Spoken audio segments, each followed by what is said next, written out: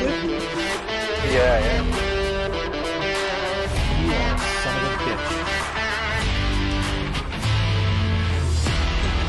Un saluto a Hey. tutti. What's up, everybody? Welcome to not our standard time, but a special late night live show. All right, and we got some of you popping in here. I know I've already got messages from a bunch who are excited to hear this episode tomorrow mainly because of my guest. Hey, we love featuring Juventini from all over the world, and I'm very, very happy to introduce to all of you Anthony Locascio, comedian, coming to us from where exactly in Australia, my friend? Thank you for having me, Alberto. I am in Sydney, so we are flat on the east coast of Australia, and yeah, it's a pleasure. I mean, like I said to you over message, I think I spend 90% of my just waking and sleeping time thinking about Juve. So it's good to just like come and like expel that, just like put that energy out into the universe. So thank you for Oh having me. man. Absolutely. It's an absolute pleasure. Got to tell everybody about how this even happened. Like I go down rabbit holes quite often on like Instagram, even TikTok, and just like comedians and just comedy. I like to just like laugh and check these out. Your clips started popping up and then finally, I'm just like, man, I like them all. I'm always laughing. I was like, I got to check it out. But one video, I noticed this tattoo. And I was like, I believe, I believe I recognize that. And I was like, I think he's a Juventino. And I click on your profile and you're following the AJC. And I was like, oh my God, what am I doing? Immediate follow back. And then you send the message and I had to stop you. I was like, you're like, oh, an absolute honor. I was like, no, the pleasure is all mine. Absolutely pumped. Some things were meant to be, but the tattoo is brilliant, by the way. Obviously, from the old badge, everyone's favorite badge. All right, and then the Yeah, three this is stars. let me for anybody that's watching the stream. This is it here. It's the 3 stars and the little Toro in the little badge. A lot of people. I'm glad that you recognized it because it is literally lifted from the old crest. But a lot of people are like, is that Torino? Some people are like, is that Ferrari? Is that Lamborghini? And I'm like, nah, man. So I've actually thought about getting the double J superimposed like behind it, like not really visible, but kind of just vaguely behind it for a little Yeah, bit of clarity. But whatever, we'll see. man, and it's what's nice about that too is like if you know type thing. So Yeah, it kind of yeah, like yeah. that, right? What are your thoughts on because the new badge was such a hot topic, this bad boy right Mm. here when it first came out. What are your thoughts on it? I like it, man. I like it. I'm not. I'm genuine. For a person that talks shit for a living, I'm not a hater of many things. I'm always willing to give something a chance. I liked the mentality. I liked the thinking of it. They wanted to go modern. They wanted to do something that other clubs didn't generally do. They started opening more kind of fashion brand style stuff, and they wanted it to be sleeker and more new age. And I totally am with that, man. Agnelli, for all of his pitfalls, he was super forward thinking, and we have him to thank for the stadium, which has been endlessly beneficial to us. We have him to thank for the next gen, which we're only now just starting to see the fruits of that labor. Like that's gonna be incredible for us for the next 20 years. Oh yeah. So in among all of that, the double J, sweet, whatever. It's I still Juve. got It's fine. I gotta say on apparel, it's sharp. Like they It's for sharp. Yeah. apparel, it's just clean. It's nice. It's simple. It's sleek. Like on the apparel, I have absolutely no problems with it. I do like the leaks we put out there on the new kits coming up. How they go back to the old insignia on the third kits this season. Those are gonna be sharp. So those are gonna be sharp. With the Oh, I don't Adidas will think I've also seen have. that. Oh yeah, so I'll send it to you off our profile there. They're brilliant. They're brilliant. They're gonna be stunning kits coming out, but only on one of them. The rest will have the J. the double Okay. J. But yeah, those will have those. Now, it's tradition around here, okay? Everyone that makes their debut, we have to hear the story about how they became a Juventino or Juventina. So for you, how did you come to become a Juventino? Oh, brother, it's intensely boring. It's the most bog standard answer that you could get, but here goes. It's pure 100% indoctrination. My nonno and my nonna are from Sicily. They moved to Australia in the 50s. My dad's born here. Being that for the most of the duration of their lifetime, Sicily didn't really have a very successful team in Serie A. My family's from Provincia Palermo, so Palermo is the team that they follow. But the general rule with it, especially from places in the south, is that if like your team isn't in the top two leagues, you just a Juve fan. And so my dad, growing up, crazy Juve fan, nonno's a Juve fan, and my dad just put the jersey on my back when I was 3 years old, and it's kind of never left. I got to admit that my love for Juve exploded at a weird time because my parents got divorced when I was 13, and Juve had just won two on the bounce. They had probably the best Juve team I've ever seen in my life, the just pre-Calciopoli team.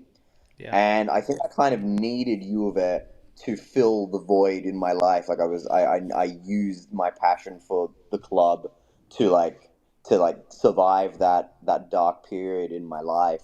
And then Calciopoli happened, so God was like, "Hey, buddy, fuck you again." Uh, but but Italy won the World Cup in the interim, so I took that as a consolation prize.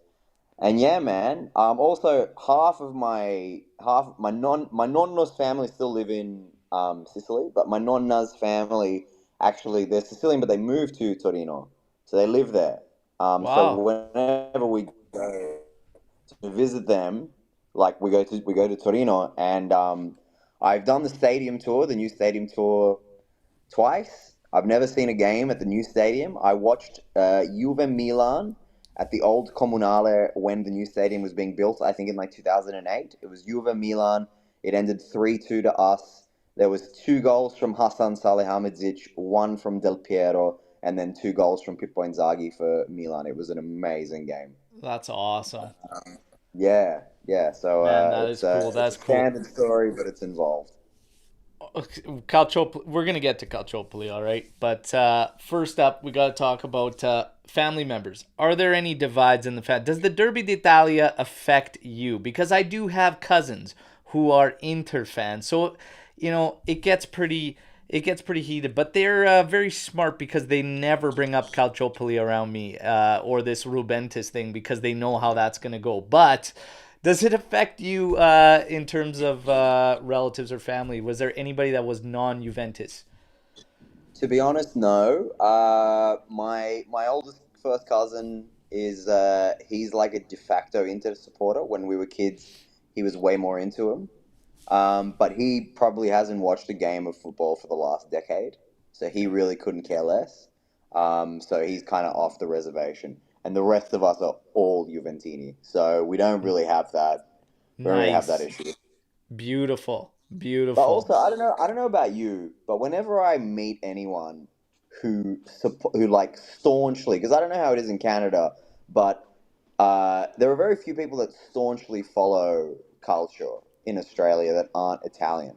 That properly like have a team and they're actually into it because the games aren't on at very convenient times for us. It's like Yeah. 4 a.m. in the morning most of the time. I'm not sure how it is for you guys. Yeah, we Um, we get a lot of like 9 a.m.s, 11:45 in the morning, like my time. The that's great. I do get the odd 3:30 a.m. game. I call those the espresso matches, and I actually love that because then I still have the whole day ahead of me. But you guys, like, that's the standard for you guys. That's a standard, man. I mean, thankfully, the last few years, I think because of certain television rights issues, Juve have been at 6:45 a.m. often. So I'm okay because I watch it and then I get start my day, like you say. But yeah, historically it's been pretty tough. So Yeah. to be a diehard fan of European football is you got to really be a bit of a nutcase. And so whenever I meet somebody who's I got a couple of Milan fan friends, and I meet somebody that supports a Roma or a Napoli or somebody else, I'm like, I feel sorry for you, man. At least I was waking up three a.m. in the morning to see some success for most of my adult life. Oh The yeah. fuck are you doing, man? You getting up at 3 to watch Roma? Come on, bro. Man, that's so good.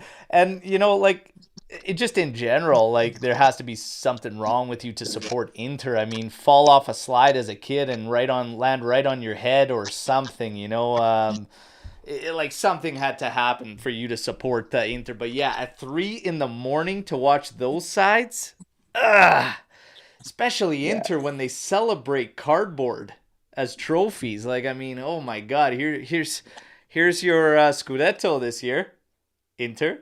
Congrats. yeah. Yeah, Congrats, guys. Well yeah. done. You did it. But that's brilliant. Yeah, like who the hell gets up at 3 to watch those guys? You're right. I feel bad for them. I feel bad for them. Yeah, Listen, yeah. the There's no hard feelings at all. I'm just like, man, I'm sorry for whatever happened in your life. Oh man, over here, I gotta say, like, I'm in a small town in British Columbia, so I'm about 3.5 hours away from Vancouver. Vancouver will have a good selection of Calcio fans, and yes, there's a lot of Juventini in Vancouver, but you get the odd ones that just hey, we all make mistakes in life, and some of them choose to support these low lives, and it is what it is. They just didn't have that proper figure in their life that would stop them from going astray and crossing those lines. But yeah, Inter fans, You know what it is, man. I think it's like the difference between people that watch, The Sopranos and The Wire, and people that watch like Jersey Shore. Some people like to watch car crash garbage television, and that's like Inter supporters, because they're Pazza Inter, and there's a new ownership every couple of years, and there's a new scandal with whether it's Icardi or Balotelli or whatever, and they've been kind of scandal free for the last few years, but that just makes them boring. yeah. And '06, I just laugh how they can actually be so shameless to talk about that and ignore all the obvious things like number one, the very first thing, nothing was ever actually proven. That's number one. Number two, how convenient that the telecoms head was on the board for Inter and their wiretaps just happen to go conveniently missing. But they always miss that when they bring up this Rubentis this, Rubentis that. And the funny thing is that they just don't get it. You just can't kill Juventus. You pissed us off in '06. We came back and won 9 in a row. You just can't do it. But that's the kind of games they want to play because we know they just don't know better. They don't know any better. And they keep making these things with Rubentis. And this season, Max Allegri is calling it how it is. They're a little bit touchy. They're a little bit touchy. They don't like the fact that they're averaging double the average amount of fouls for every yellow card. They Huh. they can't seem to get through a match without something controversial going in their favor. I don't know, man. To me, it sounds like something fishy's going on, but they're a little touchy. So I don't know. Your thoughts? Yeah, do you know what? I try not to waste too much headspace worrying about Inter. And I look, like I said before, I try and be fair where fair is due. They play much better football than we do, so good for them. I don't blame Inter necessarily for Calciopoli. I blame just the Italian bureaucracy as a whole, right? Because Italy just happens to be the only country. I think it's a tall poppy syndrome thing. Does that phrase ring true for Canada?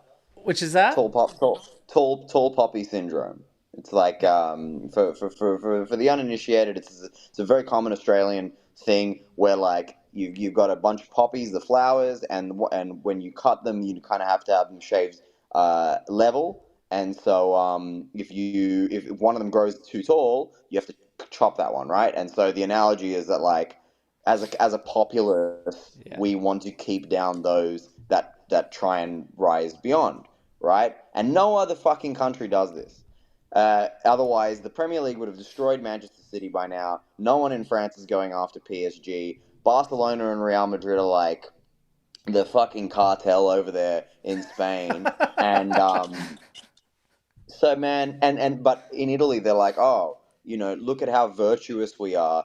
Our president's gonna have like 17 whores locked in the basement downstairs. But look at how virtuous we are because Juve did some weird accounting shit, and so we're gonna like throw the book at them. It's like it's so asinine. But like you say, they're very hard to kill. They're they're very hard to kill. Last year proved the point. As far as Inter being touchy, I don't even know if that is the case. I just think Max is playing mind games, and I kind of love that. I love You it. know, I love it. because if it doesn't work, then hey, they got a much better squad than us. They've been set up for the last few. Like they should be well ahead in the Scudetto race. Yeah. Juve have no right to be doing as well as they're doing. So if it doesn't work, these mind games, hey, whatever was supposed to happen was supposed to happen. But if it does work,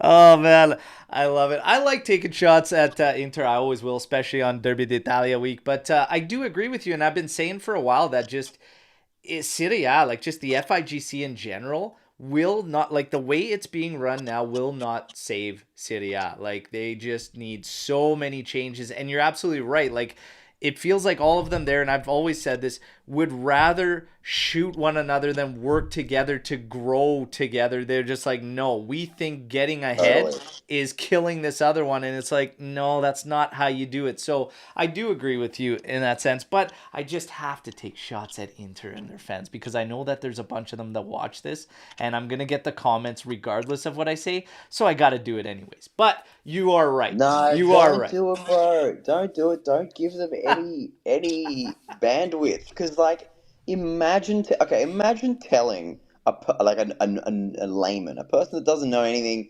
about the sport or about Italian football at all. Imagine telling them that the team that has won 36 championships gives a fuck about the team that's won 19. You know what I mean? They're not even 38 though for close. us, brother. 38. Yeah. But I Sul know that. Yeah, sul You campo, know? man.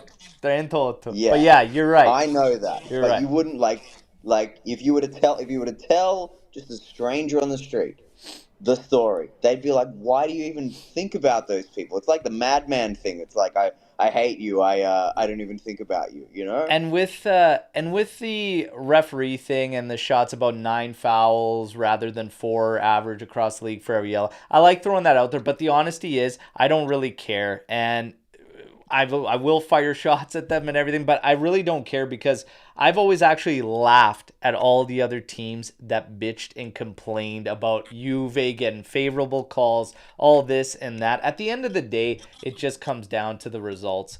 The best side's going to win the Scudetto. Last year, it was Napoli, and they were calling it a dynasty. I love that one, by the way. I kept all the receipts on that one, brother. But Inter, yeah, it's up to them, and I've been saying that to the guys that do come around on the show. They all know who they are. I have no problems with them, and we get along. And the shots are firing back and forth all season. But the best team will win, and to be honest, it Wait, is wait, wait. So theirs to lose. It is theirs to lose. you've got Inter supporters that like follow the channel and come on. Oh yeah, oh yeah. That is so. Hey, if you're listening, Inter fans, you're fucking losers, man. Like, why? I'm not going on. I'm not going on to Inter channels. I don't give a fuck. I'm not going. I'm not going to find out what's happening with you guys. That's so funny. Man, they come here, and to be honest, it's cool because like they get all their Juve stuff from me, but every now and then they want to shout and they want to know what's going on with the fan base, what we're thinking, how we're feeling about stuff. But every now and then shots are fired. But yeah, I mean, I've got one guy in Australia, Oh Anthony, who yeah, runs an inter channel, who I actually support because he's a good guy. He made a mistake in life, but I won't hold it against him, and he's a good guy. He's a good guy, all right? But we got to get to this current team, okay? Because enough about the Snakes. We'll take care of them on Sunday, all right? But how do you feel about this current squad and like even Massimiliano Allegri, who seems to be the hottest topic around Juve all the time? He is such a polarizing figure, like to the fan base. It's crazy. But how do you feel about this current team, and how do you feel about Max? man. We'll start with the squad. Yeah. I am over the moon with this squad. I love it. I absolutely love it. There's maybe four players in the whole squad that I don't like, and that's got to be an all-time low for Juve squads in my entire life. Because they've really done a good job over the last few years at investing in the right kind of youth, the right kind of potential, and players that can really be morphed into leaders and top players. Because the years of having semi to quite big name players come in. I'm talking about Miralem Pjanic. I'm talking about even the likes of Danny Alves, and you've already got your Senatori, you've got Buffon, you've got Chiellini, you've got etc. already there that can just show them the ropes. Those days are over. We need new Senatori, and you can see who they are from a mile away. Vlahovic. Vlahovic is a fucking leader, man. He's like, if they even entertain like in the summer when they were like, oh, the Chelsea swap, I was pulling my hair out. If they even entertain the idea of letting this guy go, not only is he a stud, he loves Juve, and he's like, he's a leader. He could be a future captain. Locatelli the same. Um, Chiesa, I don't know. I think he's in it for himself, but he's a phenomenal Ooh, player. okay. He's a phenomenal player. I do love him. Yeah, I like a great deal of the team, and I have for the last 3 years. Thankfully, not very publicly because I would have gotten my head chewed off. I have believed that Max Allegri is the person to lead this ship, and I continue to believe that. And the proof is in the pudding, man. Look at how improved certain individuals are this season. Look at Locatelli. Look at Bremer, who I don't know about you, but Delict never looked as good as Bremer looks right now. Who? You made me Look forget all at about him. totally. I forgot about him. I straight up saw him in a Bayern Munich highlight a couple of weeks ago, and I was like, oh yeah, that guy. Yeah.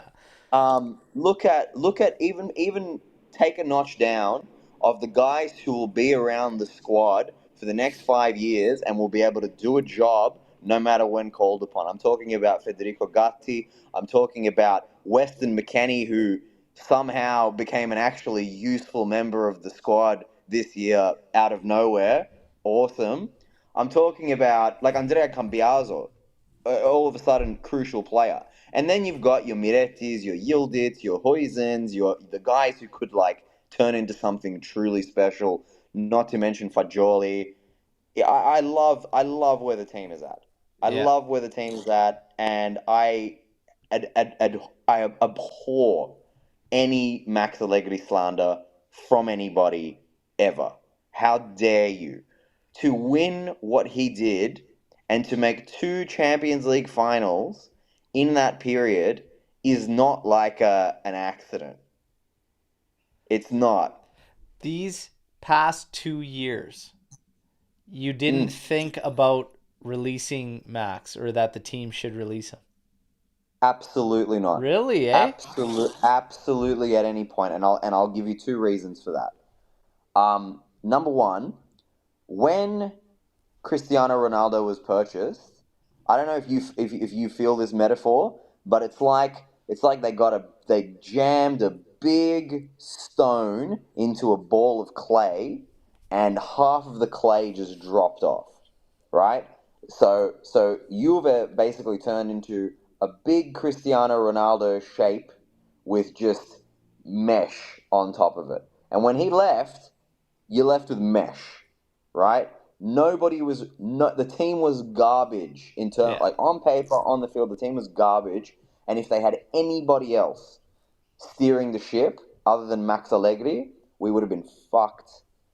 And the second reason, which kind of feeds into the first reason, is that there was absolutely nobody else that could have done the job. There was no viable replacements. I don't care who anyone brings up. Zinedine Zidane is not the right profile to coach a team like that. Zinedine Zidane came into a team of superstars in Real Madrid and he gave them a little bit of extra aura. Tactically, developmentally, he's not that kind of coach. Maybe in 3 or 4 years when our players are top players, maybe he can come in, but he was not the guy for that time. I don't want to hear anything about Italiano, De Zerbi, Thiago Motta, all of these young guys. You don't come into a team like Juve at that level of experience and do any damage. There was a point, maybe, when Chelsea fired Thomas Tuchel, where I thought, maybe this guy. But if you look at his track record, he sticks around teams like 2 years. He's a bit of a pain in the ass to work with. You don't really get Germans coming to Italy very often. Would he do that better of a job than Max Allegri? You can't say that. So Yeah. I genuinely never thought there was a better option out there. And I think given his track record, like we're not talking about we're talking about one of the greatest coaches ever, as far as I'm concerned. To go 5 years in a row and to make two Champions League finals across that period, it's insane. Yeah. It is an underrated feat. Well, I tell you, man, you're getting me hyped up. But I've been backing him this season. I love what he's doing. I love the trash talk. I love it. Everybody knows I love the banter, the little shots there, the jabs. We're gonna talk about it too. We're gonna talk about it in a second. I got to give a shout out to Oliver. Thank you for the donation through Super Chat. Been Juve fan since 1999. It all started because my older brother was Inter, and I wanted to be against him till this day. Thank you, Alberto. Great pot. Oliver, I will tell you why you are the younger brother. That's because your parents never gave up despite the mistake, okay? So I'm sorry to call your older brother a mistake, but they got it wrong there. He's an Inter fan. They got it right with you. Bravo, Oliver, and thank you for that, all right? 1999, eh? So it started for me in 94. What year did it? So you were around, it took off for you around Calciopoli. That's when it took off Yeah, around you. I think 2005 is when I became obsessed, properly obsessed. But I was a de facto fan from birth. Like I sent you the photo of me in the jersey when I was like 2. So yeah, call it any time between that period. Yeah. Yeah, it's gonna be a interesting one now. And like I said, Allegri's taking shots and whatnot. I love it. We know over there at Inter they got the Eye of Mordor there with Marotta there. It sees everything and he's gonna hear everything. And they've been playing this little cat and mouse game with the guards. Okay, it was brilliant. The guards and the thieves. I love that. He followed it up, The calling them Yeah. touchy. Like Max is just it's brilliant. The Sinner Jokovic play there using the youth and the old, but Sinner defeated Jokovic. It just I just love it all, man. And I said like Allegri for me right now is just like he's cooking, and like you said, we're playing with free money. We're playing with free money right now. It is theirs to lose. So why not? Why not? But I did ask this question and nobody's really been able to answer me. And it's like, has Max ever dialed in on one opponent and fired this many direct, like, shots and little jabs and subtle little. I can't remember a time. I can remember shots here and there, really, really subtle manner with this kind of, this humorous side to it and whatnot, but I can never remember him honing in on like one opponent as direct as it's been this season. It's interesting. No, I can't remember it either. I mean, he's always thrown cheeky little comments here and there. He's witty in his press conferences, but this is the first time that he's just kind of machine gunned them. But to be fair, and in his, he's got plausible deniability in the fact that he's just talking shit. I'm not. He's not directly saying, hey. Inter are the horse with the blink with the blinder on because they're mentally weak. Like he's not actually saying that. He's just throwing out, you know, he's just throwing out comments. He's just throwing out metaphors. Could be talking about anyone. So yeah, no, I like that. I think football is so corporate. It's so big business that a lot of the trash talk is kind of removed from it. Like you don't get as much trash talk as you do in the NBA and other sports because football is just so every single player is PR trained. Every single manager is PR trained. Yeah. The scrutiny is just so high, and I think that's not a good thing. I think we need a bit of trash talk. We need to introduce a little bit of WWE into at least Serie A because Oh, there you it's go. worth it. Oh man, we had a segment probably about 3 shows ago where I don't know how we fell on it, but it was like WWE characters. Who would be who in the world of Juventus, right? And it was like who would Bernardeschi be? He came on and Ant killed me with his answer. It was Gold Dust, anyways, but it was absolutely brilliant. We had like AI photos done up of Bernardeschi as gold. It was brilliant, man. It was brilliant. And we learned uh, how much we have like common fans between WWE and Juventus. It was absolutely brilliant, man. But yeah, Well, it's just for my money, let me throw some at you while I'm here because you've caught my creativity. I there you think go. Chiellini's Brock for sure. I see a little bit of CM Punk in Bonucci. I like that. There's a little bit of the arrogant asshole about him. Um, uh, I'll get back to you with the rest. Oh man, who's Allegri? Because we dropped the 316 shirts in tribute of him. Allegri I saw that. 316 because of I those saw quotes, the that. stone cold quotes on the mic, killing it. But yeah, we're having fun with that one. Man, that's awesome. Chiellini, oh yeah, bro. Chiellini is just an absolute beauty, man. Um, Surprised he didn't take a job with the squad right away, but he's gonna be in Oh, he'll LA, get there. sticking around No, there. Oh yeah. he's so smart.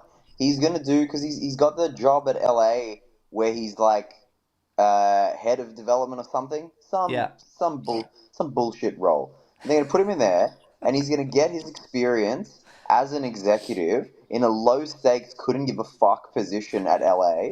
He's gonna make some mistakes. The stakes are gonna be low, and then when he's learned, then he's gonna go where it actually matters. So I think he's made a great call. Yeah, that's probably hitting the nail right on the head there, man. Beautiful. Beautiful. Now, we got to talk about it. Obviously, Derby d'Italia week. We kind of got into it a little bit, but Calciopoli, obviously. Calciopoli. When that went down, everything kind of changed. It just Mm. changed dramatically, the Derby d'Italia, ever since that, okay? So it changed so much that you had coaches that went and players that went and played for Inter, played for Juventus and whatnot. But ever since that, it's just something you don't do from a Juve's fan perspective is leave Juventus, go to Inter, and you don't do it the other way around too because they take it to heart as well. Now, obviously, the most recent ones we heard Paulo Dybala was using a discussion with Inter as leverage, and Marotta wanted to pull him from Juventus and everything like that. Then Quadrado had joined Inter. He's there this season. I don't think he's staying fit, worth a shit, but it doesn't really matter. It pisses me off when players do that. And Paulo Dybala really pissed me off because he was wearing the captain's armband at the time. And you always heard about this renewal thing and all this. And at one point, he was offered top 25 money. And I absolutely love Paulo Dybala. I loved him at Juventus. Um, but you just don't do that. And it pissed me right off. And even with Quadrado, moving on there, okay?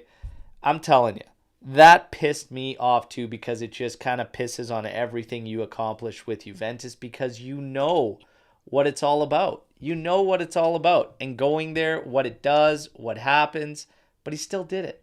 So I want to get your thoughts on this rivalry ever since Calciopoli and how you feel about when players are doing that. Okay. So one part of the question at a time. I found it really rough because when Juve came back into Serie A, I'm talking even before the seventh place finishes in a row. Um, I just like they were so much better than us for years. They were clearly the best team in the country. They were so much better than us. I remember there's that one game where Maicon scored this absolute Yeah. rocket. And I think it was closer than it should have been that game, but they were just hammering us, and it was pain. It was pain for so long. But it was pain for like, honestly, realistically, maybe like 3 years, right? Yeah. And then we just pained them for a decade. And those wounds got healed very quickly, brother. It's like, oh, equilibrium has been added back to the world. And now it's like, I don't, whatever, good for them. And I genuinely, all tongue in cheek aside, I genuinely think when Inter are good, when Milan are good, and when Juve are good, it's the best for Serie A. Yeah. When all three of them are good, as much as I'd like to see one of the other two fail, when all three are good, it's great for Serie A. I much prefer it when, because Inter had some really dark years in the last decade. They had Oh some yeah. rough teams. And I'm glad that they're back. I'm glad that they're doing well. I really appreciate a great deal of their players as well as just footballers. Now, as far as people crossing the divide, it's another thing because I can never recall, other than Calciopoli, when Vieira and Ibrahimovic went, mitigating circumstances, obviously. I can never remember a situation in which a top player leaves Juve for Inter in their prime. It's never happened. It's never happened. It never will. The only time a player's gone from Juve to Inter is when they're a spent force. It's when they're damaged goods. It's when they're Juan Cuadrado with like half a leg, which is exactly how he went there. And as far as I'm concerned, if this individual wants to tarnish his legacy in the eyes of Juventini, that's up to that man. That's not up to me. That's up to that man. Yeah. Quadrado was never going to be Del Piero, Chiellini, Barzali, No, no, no. Marchisio. He was never ever going to be in that category, no matter what he did. So if he wants to make one last paycheck, if he doesn't want to move his family that far, if he wants to wear the jersey of another admittedly historical team in world football, go for it, brother. Have a good time. Enjoy your paycheck. Enjoy playing 3 games for the rest of your career. We juiced him and we gave them the core. That's fine.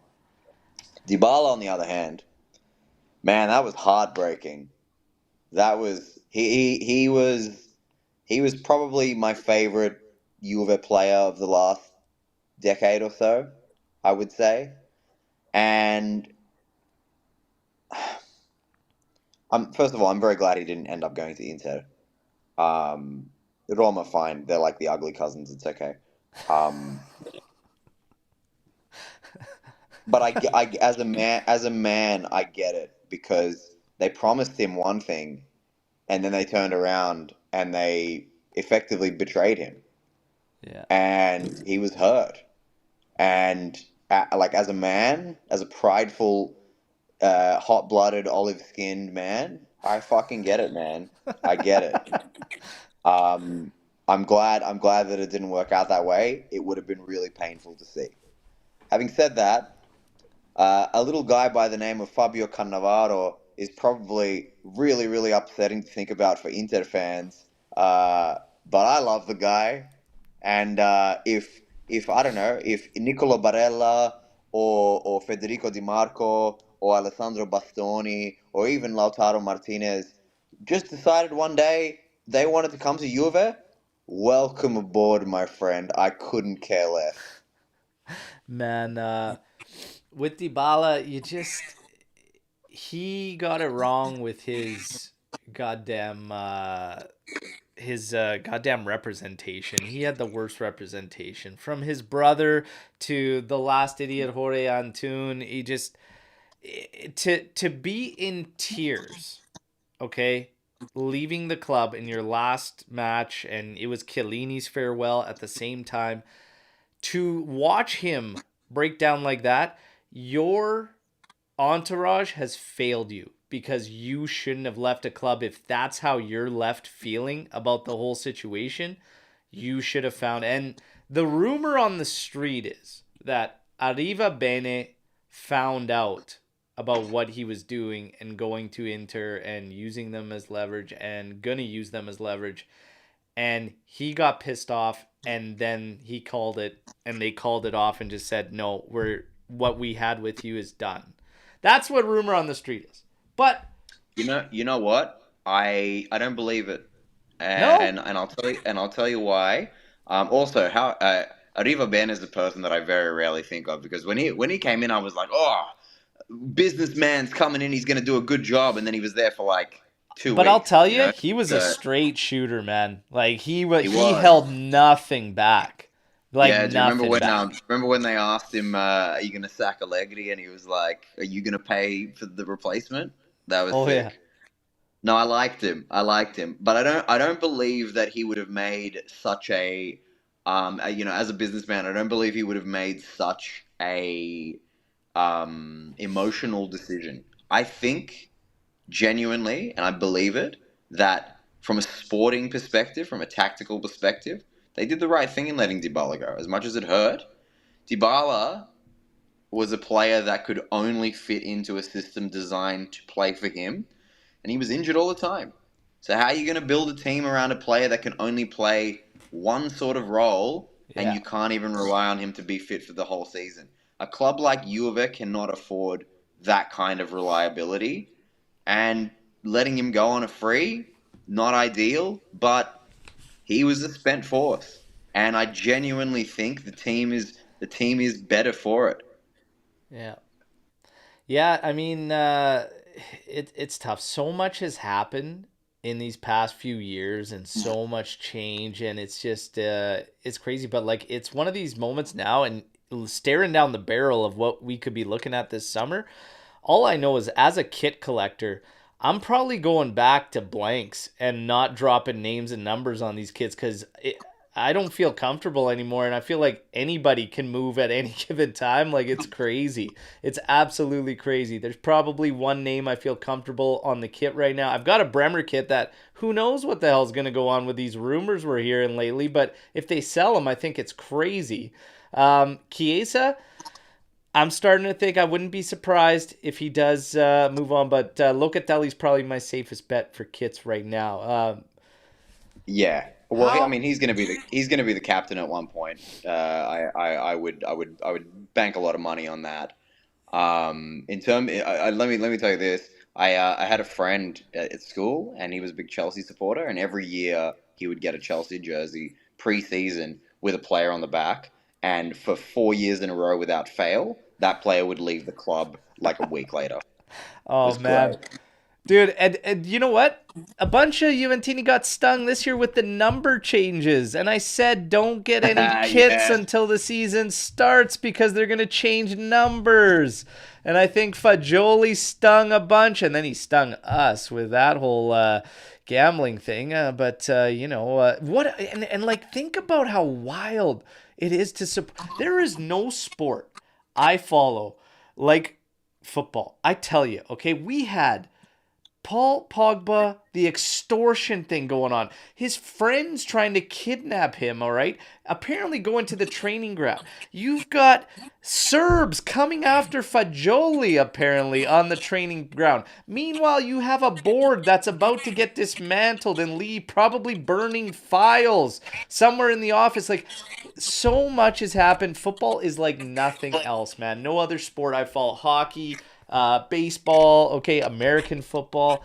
Nothing is like this, okay? The years we have just gone through is absolutely wild, man. Absolutely wild what's gone down. Yet another piece of evidence to as to why Max Allegri is the man. Because like the idea that they still mathematically qualified for the Champions League despite getting two different point reductions last season, and this season, given how well they're doing, and they basically had half their midfield fucking banned. Yeah. It's like like don't no other coach could have handled that. No Yeah. other coach could have handled that and had the team doing what they're doing. Granted, I'm really interested to see because you remember at the start of this season we beat Udinese in the first game, and there was actually like attacking football, and they're like, Yeah. oh, they hired Magnanelli from Sassuolo, and this guy's gonna make all the difference. And then the next game, it was back to terrorist ball, and they're like, oh, Magnanelli's gone now. I don't know what's going on. It's like it would be very interesting to see where all that chemistry leads, not this season, but next season. I think Yeah. that's So truly interesting. when it came to Magnanelli, we had two of the guys that actually watch a lot of the training sessions, and one of them is Mirko Di Natale, who comes on the show quite a bit, and he says that his like whole thing, it literally looked completely different because it was the patterns of play that we saw early on. But I don't know why that kind of goes away outside of the opening games. It feels like we hit Sassuolo and kind of everything just kind of slowed down and shifted. And we saw it in the preseason with a guy like Timothy Weah, too, who was absolutely buzzing around in the preseason. And all of a sudden, season, and like the season starts, and it's like, okay, this isn't quite the same. And a lot of the good patterns that we had that we were trying to work in just kind of like faded away. And we went to something that's like pretty safe, pretty like low key, not a lot of risk. I would call our football low risk football. That's how I would probably, in a nutshell, kind of explain it. Like if someone's like, "What's Allegri ball?" I would say it's low risk. It's defense first, low risk football. Can I offer a counterpoint? Absolutely. Okay, so let's imagine management in football is like intense death combat sport, like sword fighting, like weaponry, right? And you've got somebody like Roberto De Zerbi who has this amazing sword. He's got a sword that's got like it's got different compartments and it's lightweight and it's adaptable. And if you let this sword get within you, you're gonna get sliced open, right? But he's only got that one sword, right? Max Allegri has spent an entire career becoming adept with the sword, the shield, the axe, the fucking machine, like whatever. He can beat you in any which way. And he also understands, because he's won the league 6 times, he also understands that this isn't a fight that's one and done. This is a survival game. This is we got to make it through this forest 38 games of a forest. Every week we're coming up against a different bear or a different swordsman or a different whatever. And most of the time, to survive for that long, you got to be really good with that shield. Otherwise, you're not getting through that forest. And he knows this because he's gotten through that forest 6 fucking times, baby.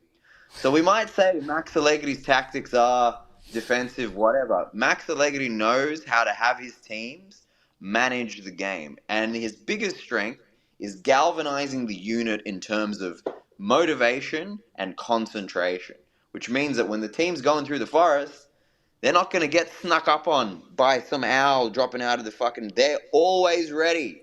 The only way you can score against us is from outside of the box, like Baldanzi did this weekend. You're not scoring in the box Yeah. because our shield is ready.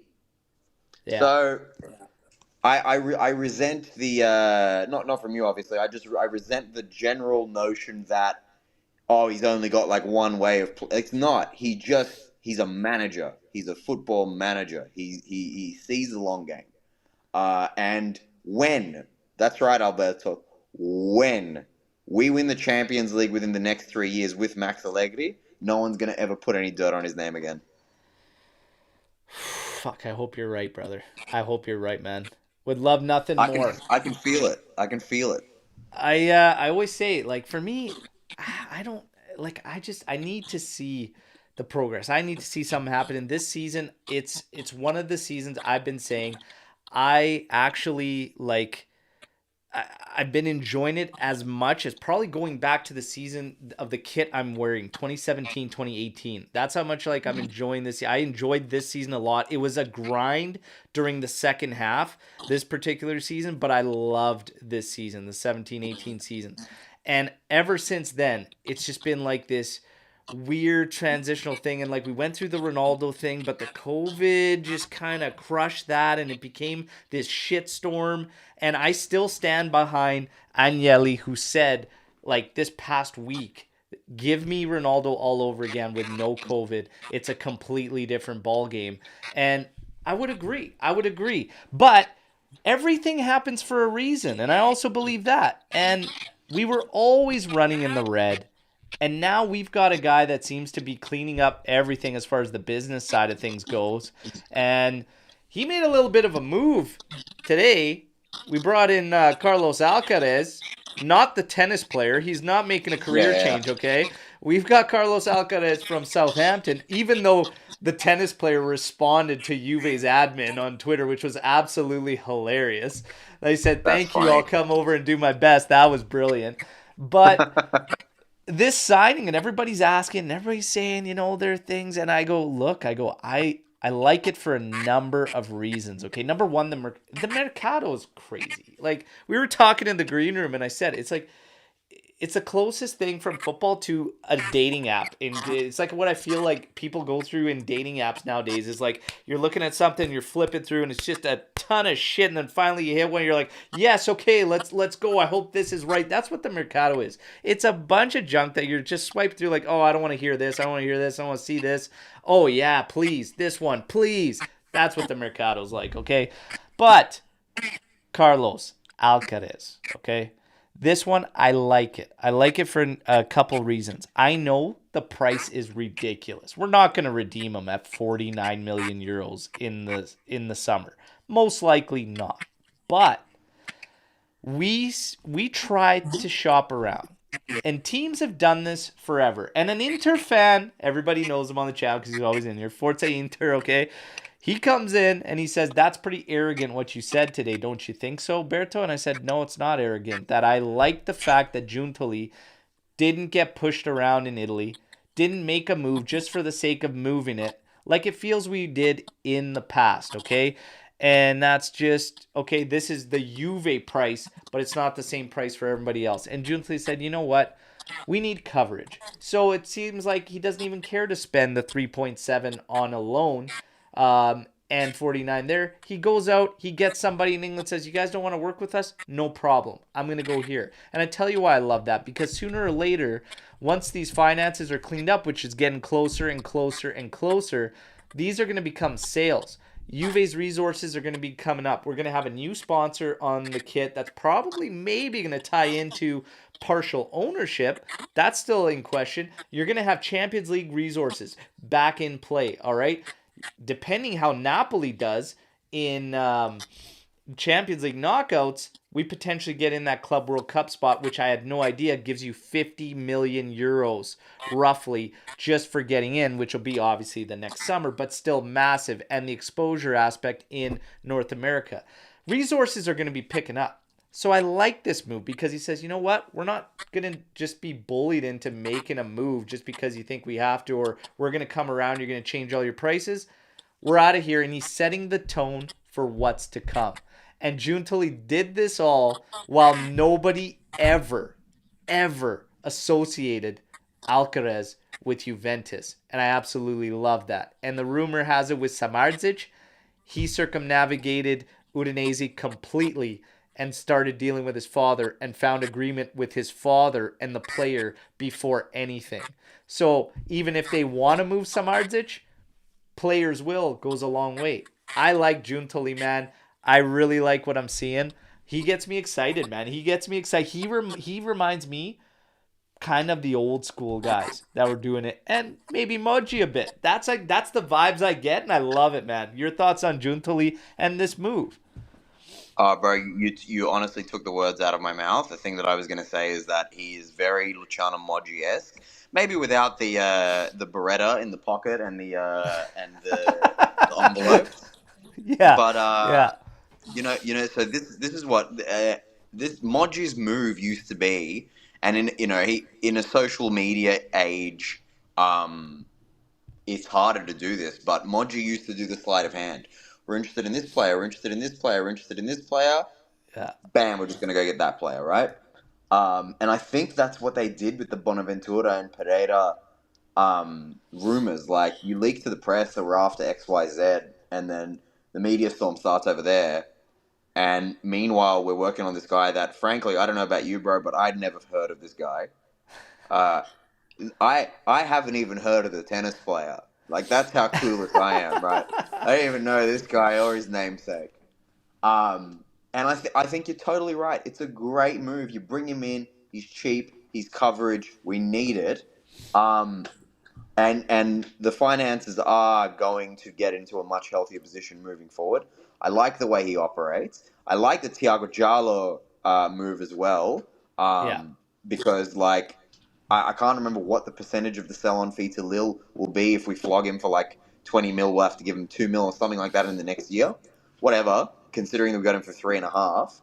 Um, I love that we bremered Inter again. That Inter thought that they had him in the bag, and Oh yeah, we've bamboozled them again. I love. I don't know if you saw this, but they asked the players because the social media they do the account with McKenny's like the guest admin or something, and they asked all the players who their footballing idols are, and Thiago Jala said Lilian Thuram. That's like who that I liked that a lot. So we'll see if this guy's any good.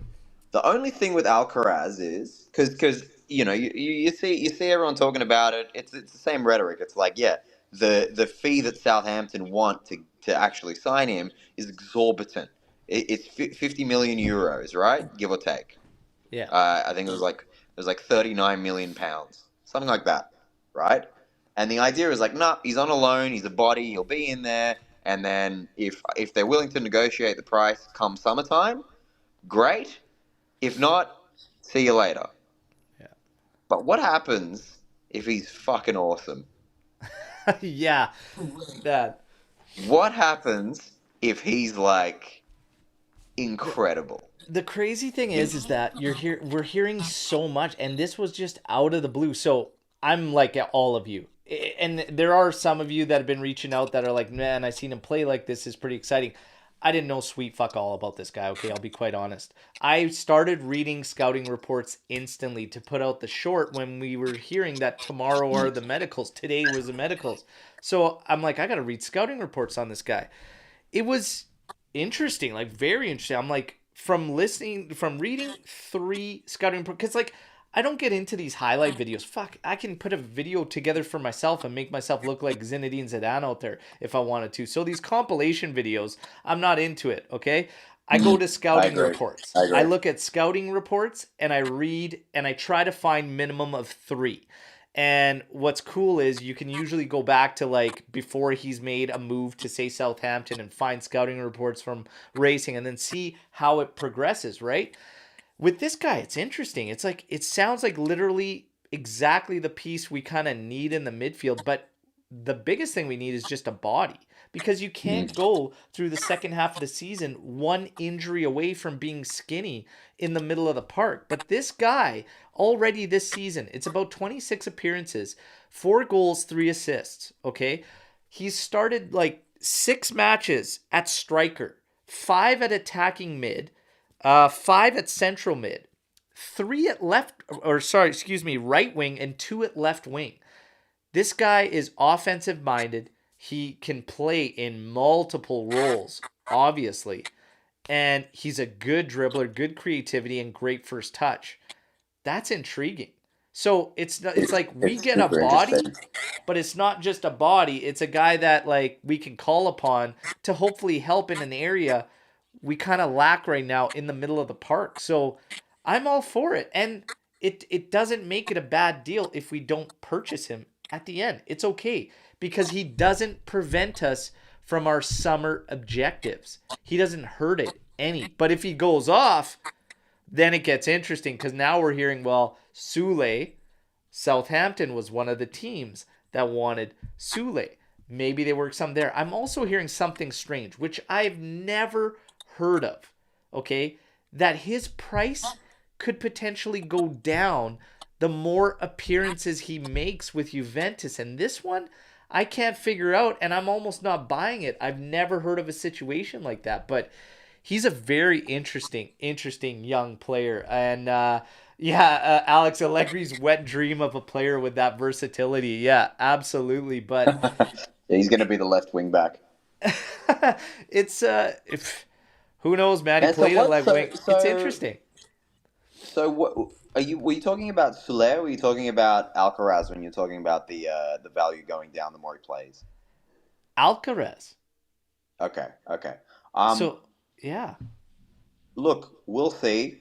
We'll see what happens. As of right now, given that I've never seen this guy play, if you said to me next summer we're spending 50 mil on this guy or 40 mil on Turncoat Miners, I know what answer I'm going with. Yeah. Right? Yeah. I got a look at 3 games of Turncoat Miners playing for Atalanta when he first signed, and I spoke to my best Juventino mate, and I'm like, we got to get this guy. Yeah. Turncoat Miners has had Juventus written all over him since he crash landed in Italy. He's the man, and I'll be very disappointed if we don't get him. Having said that, if Alcaraz is amazing, let's get this guy too. I'll be really upset if we lose Soler. I'll be really upset. Man, I get it, and with a player like that, it's pure plus Valenza. So this is like an ideal situation to have a player from the youth academy all of a sudden become worth 35 million euros. It's fucking great. But I think you want to cultivate a squad full of players that bleed black and white. Yeah. They're going to go buy Felipe Anderson for free, as potentially like a replacement for Soler. Business wise, it's brilliant, but Felipe Anderson is a Laziale through and through. He flopped at West Ham. He flops every other game for Lazio. He's never really represented Brazil at any level. We could potentially have like an actual world-class player on our hands with Soler. I don't know. It just doesn't seem like a good idea to me. But we're getting sidetracked now. I'm getting sentimental. I'm actually on the pro selling Soler side because I'm trying to keep our main guys, and I just my rationale is that I just personally feel like with the minutes he was given at Juventus in the proper position for him, because he did see that, I feel like more should have come through. Like, I feel like he didn't even show as much as like Illing Jr. has shown, which by the way is struggling for minutes this season, which kind of blows me away. But like, I feel like Soule showed the least of his capabilities while at Juve, and he needed that loan. So when we're thinking about if we can cash in and it's pure profit with Soule, I'm still asking myself, when I look at him at Frosinone and he's got 9 goals, I think 3 are PKs, but 4 of them are against Cagliari, like 2 braces against Cagliari. I'm like, and nothing against like top 6 sides, like nothing against top 6 sides. I'm questioning,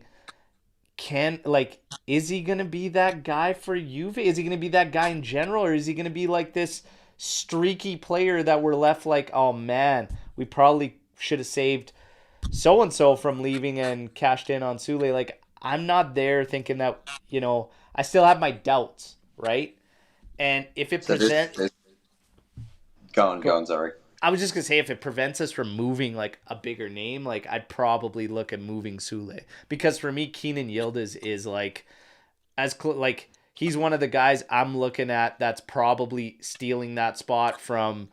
And I know everybody's going to say, well, no, you keep all of them and you keep going. We still need like ready now guys around these young guys. So you can't keep all the young guys because you can't keep all of them. Yeah, this is Juve. Like, we still have to. It's not how it works. Yeah. So for me,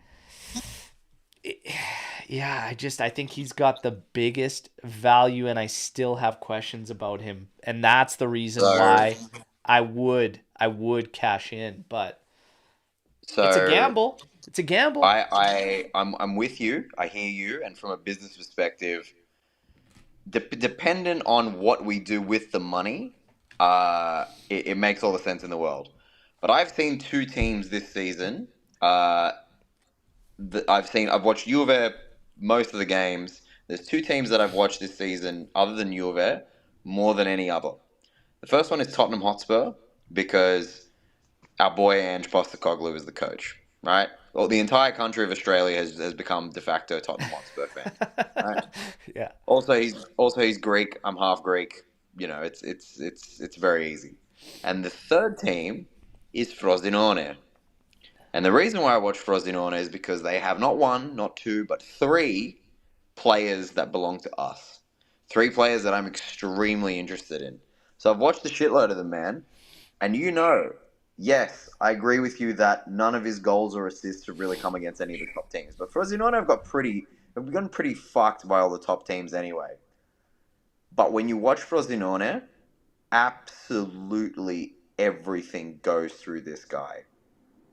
Absolutely everything goes through Matthias Soler in a way that never at Juve was he given the opportunity to do that when he's coming on for 16 minutes at the end of the game. He was never given the chance to show what he can really do.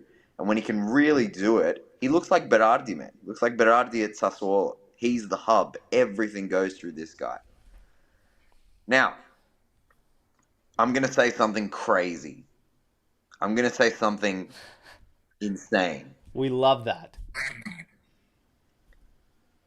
I think it would be smarter to sell Federico Chiesa. You're not alone on that, man. There's many that are starting to come up with this thing and sell Chiesa. Yildiz is on the rise. Sule is crushing it. Sell Chiesa. Sell Chiesa. He's been injury prone. He's older than all of them by quite some margin. I think he's 26 now, right? Yeah, 25, 26. Yeah.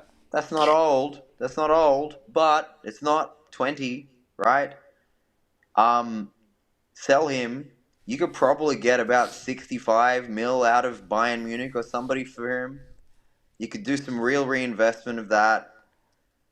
I love Federico Chiesa, but I think it might be the smarter move. Kenan Yildiz goes nowhere. Nowhere. Yeah. Nowhere. Oh, Like, there's not been a player as promising as this guy in that long. And Ealing Jr., the objective with Ealing Jr. has been obvious since the beginning. You keep him for another 2 seasons.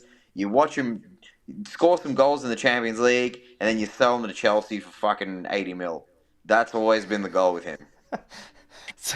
the uh the thing with Chiesa, and it's funny because I've been saying it earlier on in the season. I was saying it a lot, but now I'm like, man, I'm just not there on selling Fede just yet, and it's because of, again, going back to just, we need ready now guys, and I get the injury concern, but it's not to the point where I think, like, okay, we have a serious problem. I think he's played in 18 out of 23 games this season. It's 2024 that's kicked off kind of rough, where he's missing now, but his stats are not where they need to be. But the stats alone, I don't think do him justice, because I think when him and Vlahovic started off red hot this season, they were like insane.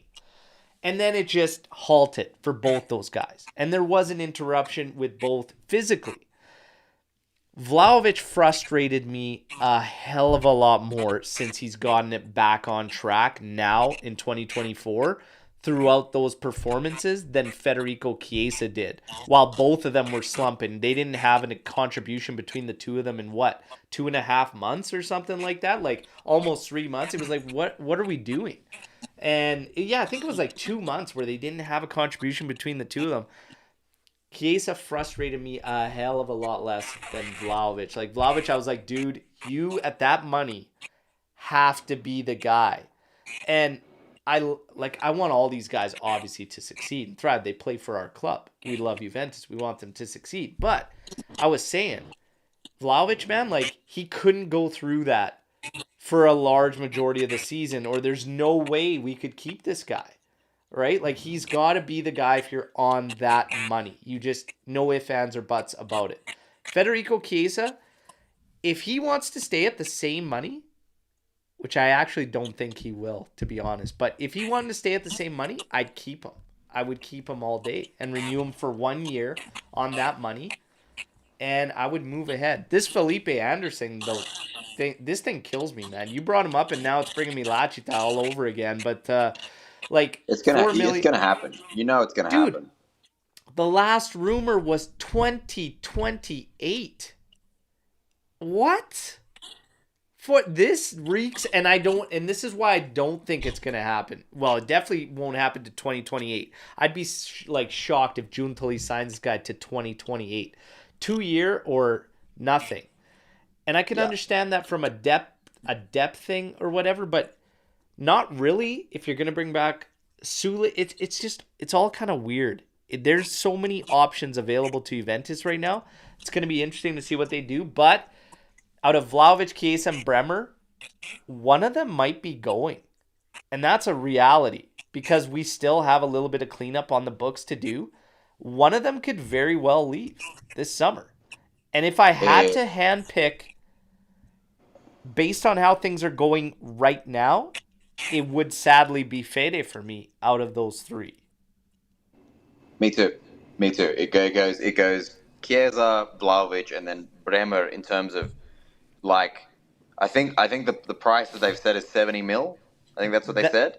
that's Um, what the rumors are, but there's just no way. Like if they're if spending if one if hundred Man if mil Man on United Harry fucking Maguire, like if come Man on. United fronts up with 90, if Man United fronts up with 90, I say let him go. But for any Really? less, yeah, for 90, 90. Any less, suck my dick. Goodbye. I'm I'm not even sitting down at the table for less than what Harry Maguire was pushing for. I'm not even entertaining it for less than what they bought him for. No chance. I don't think it's Juve bias to say he's the best defender in Serie A. Oh He's yeah, number one. no, it isn't. He He's a he is the he's a best. beast.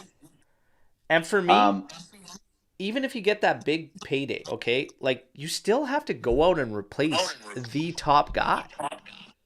yeah, Like, and there's genuinely not that many good centre back options out there anyway, right? So it's tough.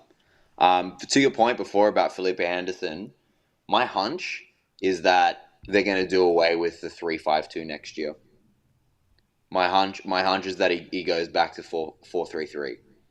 yeah, Allegri's never gonna not do a 3-man midfield if if they keep Soler, if they have Felipe Anderson, if they have if I think they go with four at the back, but the right back is like Thiago Giallo, and he's a little bit further back, like the way De Zerbi does it. He's got a defensive right back, he's got an attacking left back. Put yeah. Andrea Candazzo at the left back.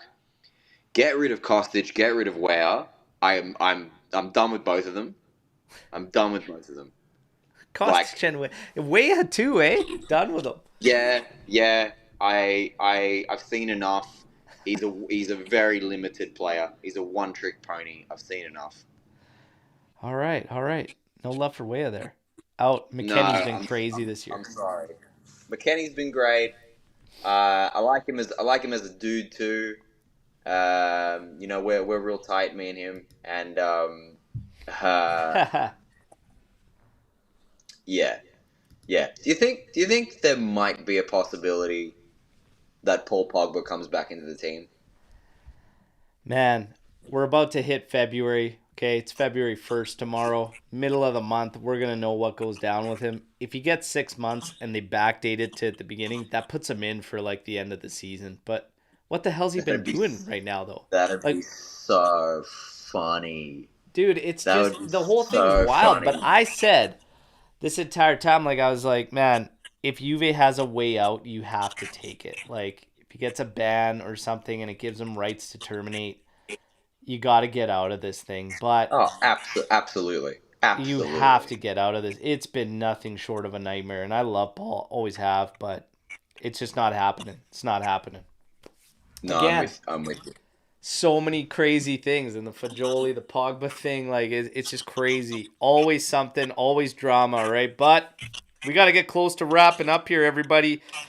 Inter, Juventus, San Siro, Sunday.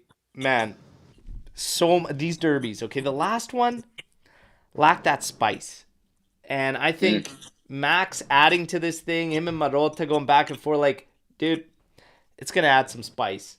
And I think like this last Empoli match, Jesus Christ, man, I'm still upset with Milik, okay? But I'm telling you, everything happens for a reason. And maybe, just maybe, we needed that to sharpen up before we go into this game. And maybe we needed them to feel better about themselves with us drawing against Empoli. Everything happens for a Mm. reason. But 1998, everybody, you have the 1-0 victory for Juventus in the classic R9 clash with Uliano. No rigore. No rigore, okay? No rigore. But I love that. I love that. Cinque Maggio, everybody remembers Cinque Maggio. Oh my God. Brilliant. Brilliant. One of the best days ever, okay? 2002, obviously, 1-1 Del Piero PK. You have Morfio and Conte sent off. You have a 95th minute equalizer from Vieri, all right? Always some type of controversy, okay? 2009, 2-1 Juve against Inter. The Inter bus pelted by Juve fans, okay? Pelted with eggs. 20th minute, Mourinho sent off for sarcastically celebrating a free kick that they had given Juventus, and then Chiellini ends up scoring on that. You had the famous Thiago Motta and Buffon clash in that one in '09. And then my personal favorite recently, 2018, with this kit on. That's why I wore this kit.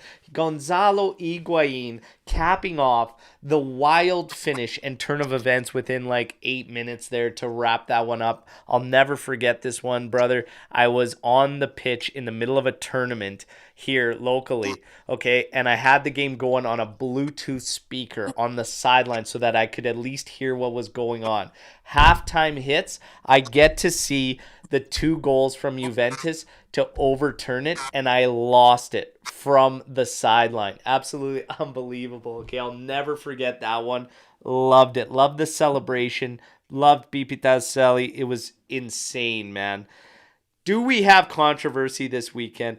Are you willing to drop a prediction now on this game? I will. I will. I will drop a Beautiful. prediction.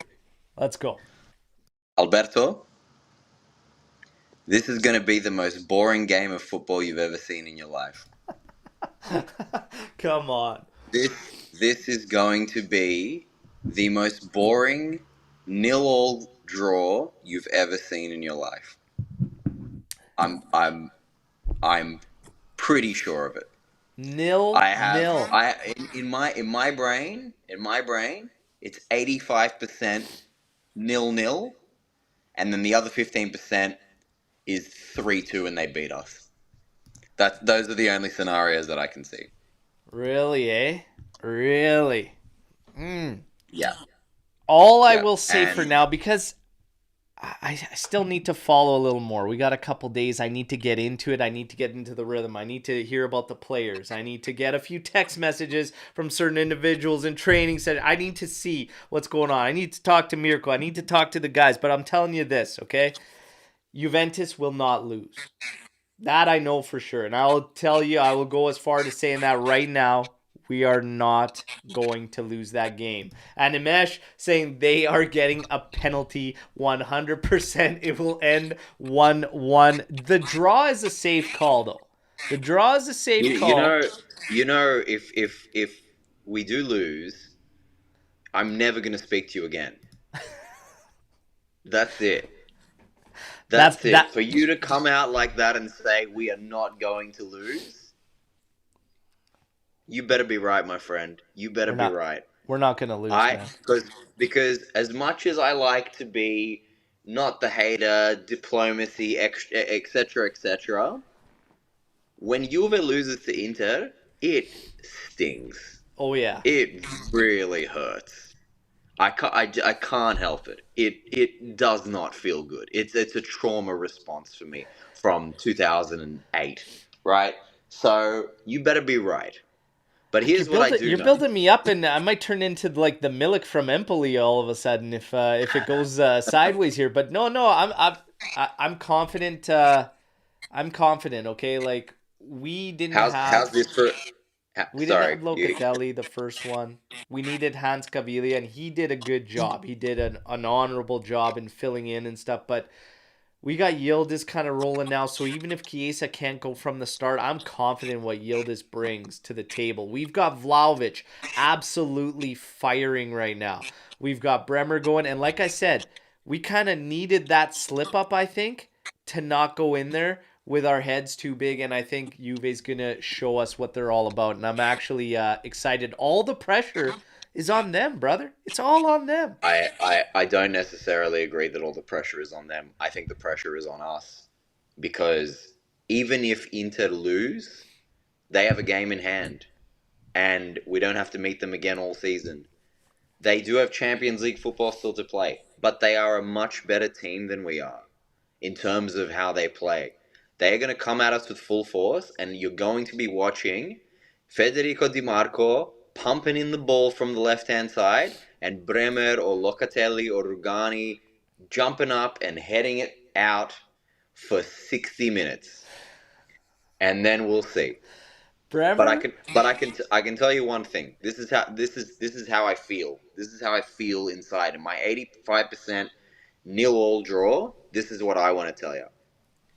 If it is 0-0 between Inter and Juve, Inter will play their game in hand, and they will lose to Atalanta. That's my gut feeling. They are gonna drop points from here on They out. are gonna drop points. They are gonna If drop Juve points are from to here on out.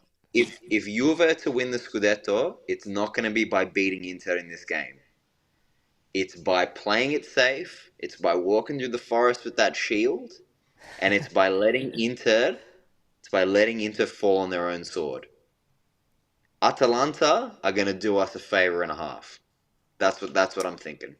And then we'll pay that full price for Coop Miners in the summer because they'll do us that Yeah, favor. we'll give them a See how it bonus. all works around? See how it's all Yeah, coming yeah, together yeah. there?